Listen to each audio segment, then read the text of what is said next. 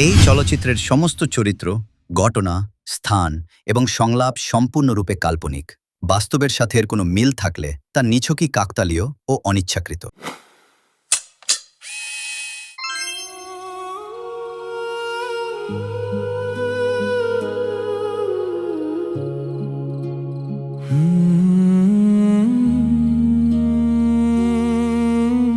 শূন্য এ বুকে শুধু হাহাকার, হে ঈশ্বর তুমি ছাড়া কেউ নেই তো।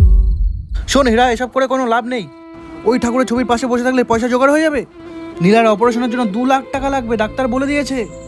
বিশ্বাস রাখ আকাশ, উনি চাইলে সব হয়। যখন মানুষের কেউ থাকে না, তখন উনিই রাস্তা দেখান। কিসের রাস্তা? নীলা তো সেই 3টে বছর ধরে ঠাকুরের পায়ে ফুল দিয়েছে, এখন সে মৃত্যুর মুখে। তোর ঠাকুর কি এখনো বাজাতে এসছে? আমি আর এসবে বিশ্বাস করি না।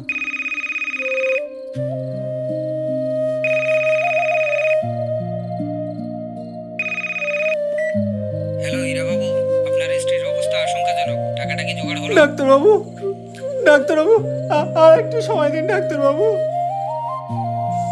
ডাক্তারবাবু, আর একটু সুযোগ দিন প্লিজ, প্লিজ ডাক্তারবাবু, প্লিজ। আর অনুরোধে কাজ হবে না। 2 লাখ টাকা এখনই জোগাড় করুন, নাহলে আপনার স্ত্রীকে বাঁচানো সম্ভব হবে না। হ্যালো, হ্যালো ডাক্তারবাবু, হ্যালো ডাক্তারবাবু। শোন হীরা, দেখলি তোর ভগবান? এসব ভণ্ডামি। যে ঠাকুর মানুষের পাশে দাঁড়াতে পারে না, তাকে আমি ঠাকুর বলে মানি না। এসব পুজো করার কোনো মানেই হয় না।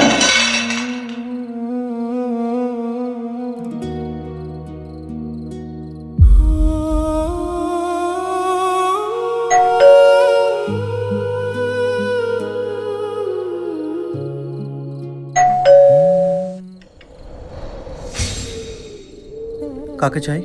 আকাশবাবু, আপনার নামে একটা পার্সেল ছিল। পার্সেল? নীলাদেবী হসপিটালে যাওয়ার আগে এটা বুক করে গেছিলাম। আজকে তার ডেলিভারি ডেট। এই নিন।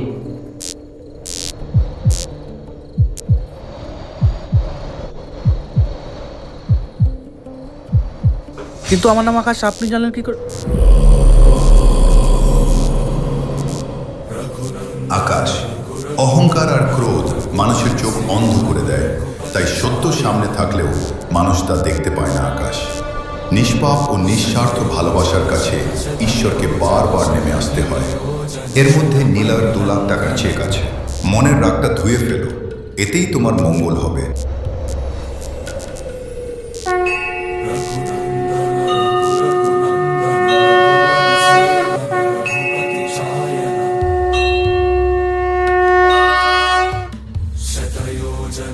शतयोजन शरधिनियोजन शर परिलङ्घनने